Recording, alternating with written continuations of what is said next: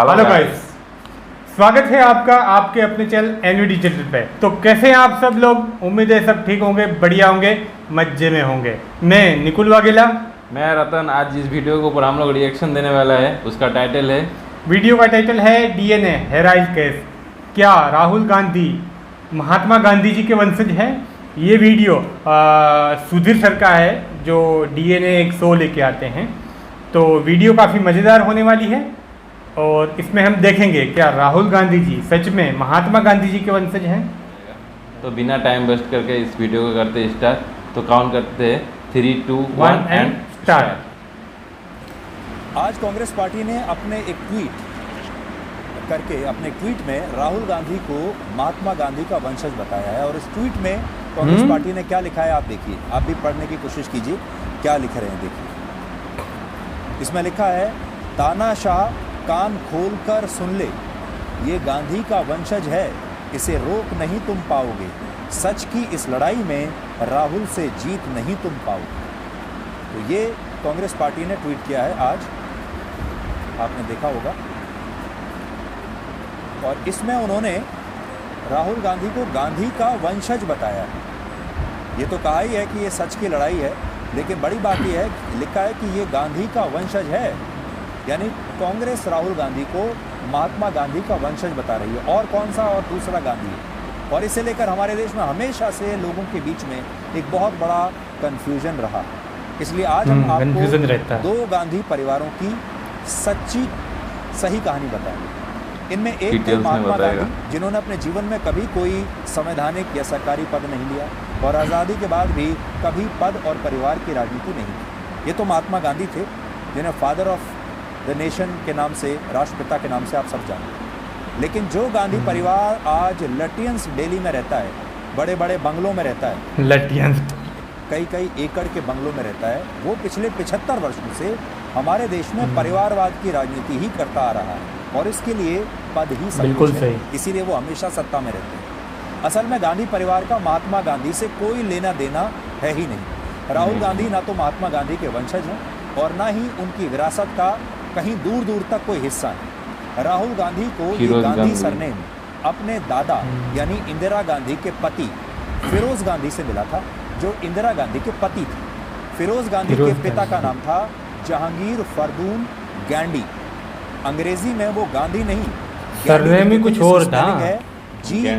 फिरोज के पीछे गांधी कहाँ लग जाएगा। गांधी फिरोज गांधी के पिता तो इतना दिन से ही चल रहा था। वो पारसी धर्म को मानते थे और काफी लोगों को पता था। स्क्रीन पर है गांधी नहीं, लेकिन ये लोग उसको भी बीजेपी की चाल वो पारसी थे। 12 सितंबर 1912 को जब फिरोज गांधी का जन्म हुआ, तब उनके जन्म प्रमाण पत्र में गांधी नहीं बल्कि गांधी ही लिखा था, जो उनके पिता का उपनाम ये बिना प्रूफ के बात था या सरनेम था, समझ लीजिए। ये फिरोज गांधी का जन्म प्रमाण पत्र है जो इस समय आपके सामने है, इसमें भी गांधी लिखा।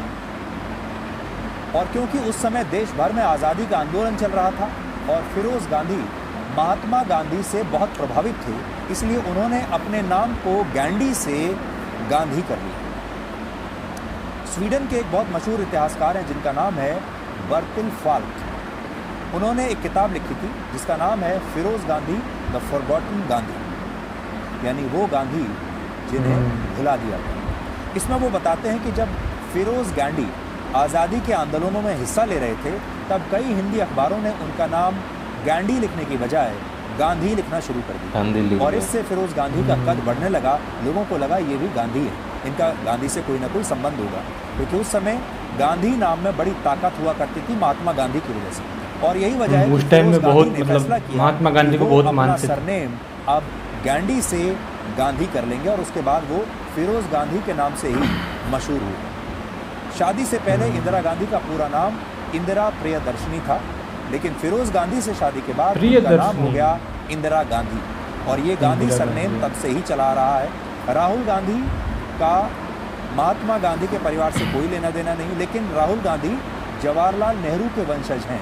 वो नेहरू के वंशज हैं क्योंकि इंदिरा गांधी जो उनकी दादी थी वो जवाहरलाल नेहरू की पुत्री थी। महात्मा गांधी के खुद के वंशज कभी गांधी नाम का कभी कोई फ़ायदा नहीं उठाता, लेकिन जिस परिवार का महात्मा गांधी से दूर दूर तक कोई लेना देना नहीं, वो परिवार आज तक गांधी नाम का फ़ायदा उठा रहा है। उदाहरण के लिए महात्मा गांधी के असली वंशजों में से एक उनके पोते राजमोहन गांधी ने वर्ष 1989 में अमेठी से राजीव गांधी के खिलाफ चुनाव लड़ा। अब आप सोचिए, राजीव गांधी के खिलाफ महात्मा गांधी के असली पोते लड़ रहे हैं, लेकिन इस चुनाव में आप जानते हैं महात्मा गांधी के असली वंशज हार गए और राजीव गांधी जीत गए। यानी जो उनके नकली वंशज थे वो जीत गए और असली वंशज हार गए। और आज भी अगर आप देखेंगे तो महात्मा गांधी के परिवार का कोई व्यक्ति आपको किसी भी संवैधानिक पद पर कहीं नजर नहीं आएगा। वो आज सही बात है, कहीं नहीं।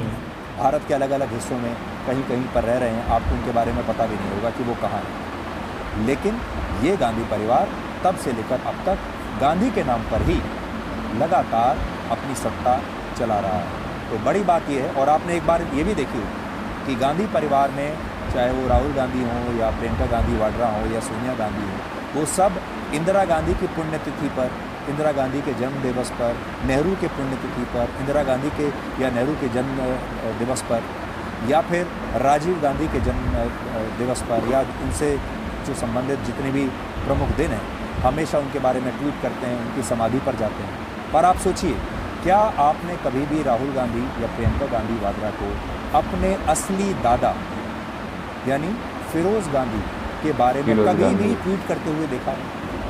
क्या कभी भी आपने उन्हें देखा है कि वो फिरोज गांधी की तो मजार होगी समाधि पर जाएंगे तो कभी उन्हें श्रद्धांजलि अर्पित की? अच्छा, समाधि देख लीजिए, अपनी जो याददाश्त है उस पर जोर डालिए। वो कभी भी फिरोज गांधी के बारे में बात ही नहीं करते, जबकि जो गांधी सरनेम उन्हें मिला है ये फिरोज गांधी से मिला।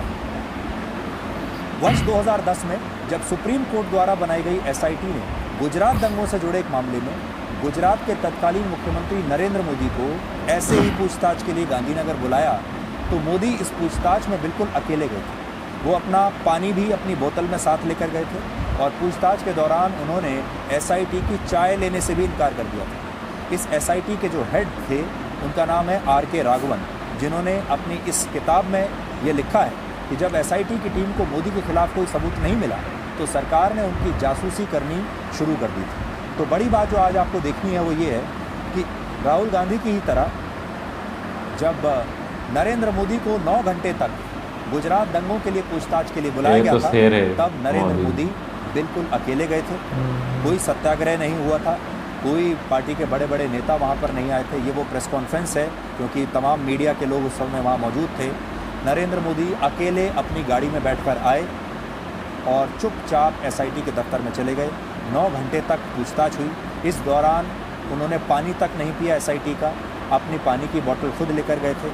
चाय तक उन्होंने एसआईटी की नहीं पी और सारे सवालों के जवाब दिए और कहा कि आप ब्रेक मत लीजिए, पूरे सवाल एक एक करके मेरे से पूछते चले जाइए। तो ये राहुल गांधी और नरेंद्र मोदी का फ़र्क है। लेकिन आर.के. राघवन आगे चल के क्या लिखते हैं, ये वो ज़माना है जब यूपी की सरकार थी और यूपी की सरकार ये चाहती थी कि किसी तरह नरेंद्र मोदी को गुजरात दंगों में फंसा दिया जाए और इसके लिए एसआईटी बनाई गई।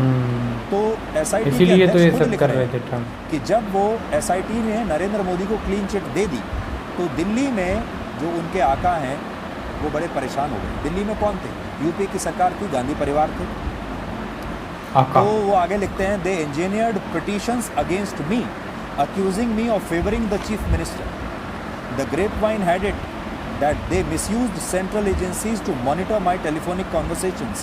They were however disappointed. इसको अध्यक्ष को बोल रहे हैं कि तुमने सीएम का फेवर किया है। तो ये तो एसआईटी का जो प्रमुख है वो अपनी किताब में लिख रहा है कि जब नरेंद्र मोदी को नहीं फंसा पाया और जब एसआईटी ने ये कह दिया कि इनका कोई हाथ नहीं है, तो उसके बाद दिल्ली में लोग बड़े नाराज़ हुए और उसके बाद उन्होंने मेरा ही फ़ोन टैप करवाना शुरू कर दिया।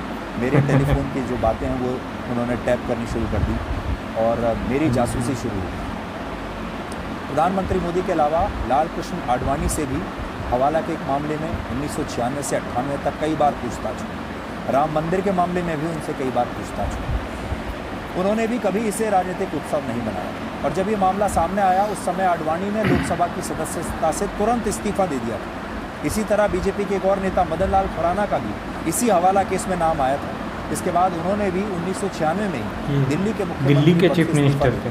बड़ी बात यह है इस मामले में लाल कृष्ण आडवाणी और मदन लाल खुराना दोनों नेताओं पर एक भी आरोप साबित नहीं हुआ था, लेकिन ये पेश होते रहे और इन्होंने तुरंत अपने पद से इस्तीफा भी दे दिया। यानी बीजेपी के जो नेता हैं शायद वो खुद शीला को दीक्षित कानूनी उनके व्यवस्था बाद से ऊपर नहीं मानते और वो 15 इस तरह साल की तक कंटिन्यू प्रक्रिया को स्वीकार दिल्ली करते हैं सीएम और अपने फिर कार्यकर्ताओं केजरीवाल का शोषण कभी नहीं करते। आज ये 2 केस स्टडी हमने आपके सामने रखी हैं, एक कांग्रेस की केस स्टडी और एक बीजेपी की केस स्टडी।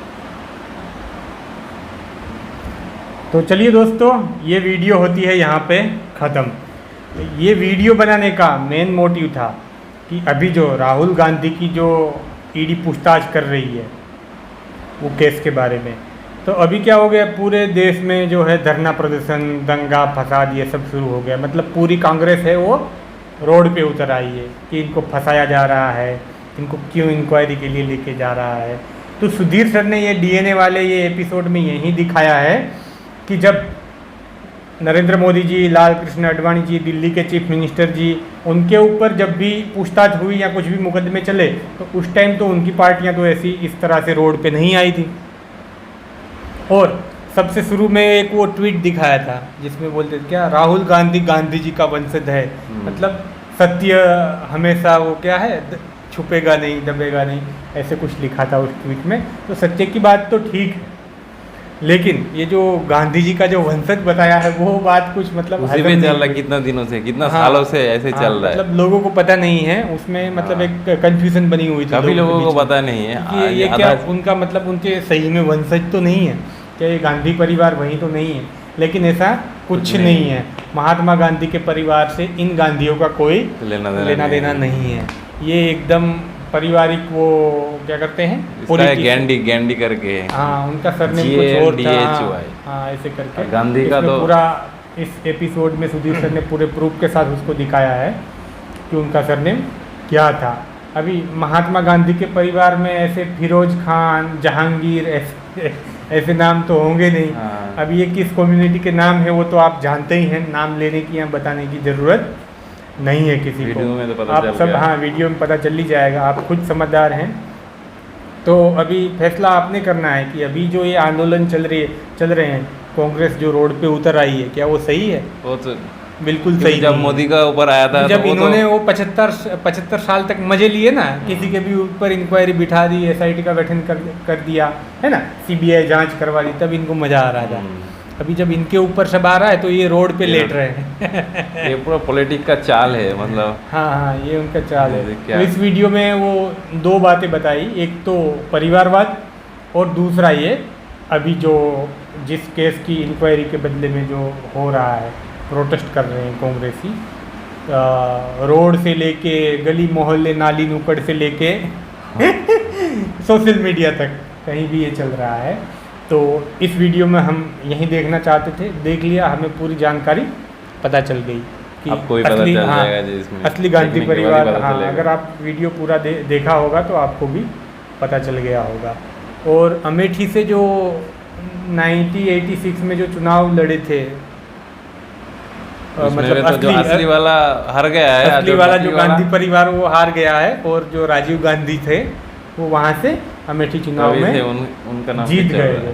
क्योंकि सुधीर सर ने एक बात और कही थी कि महात्मा गांधी के वंशज भी हैं, लेकिन हमें पता नहीं है, वो इंडिया में ही कहीं ना कहीं रहते हैं, लेकिन कोई उनको जानता नहीं है, पता नहीं है। सामने आएगा तो उसका पोल खोल जाएगा ना कहीं वो सत्ता में है, वो अपना काम बिजनेस कर रहे हैं, वो इन नकली गांधियों की तरह नहीं है जो मतलब ये पारिवारिक राजनीतिक करते हो।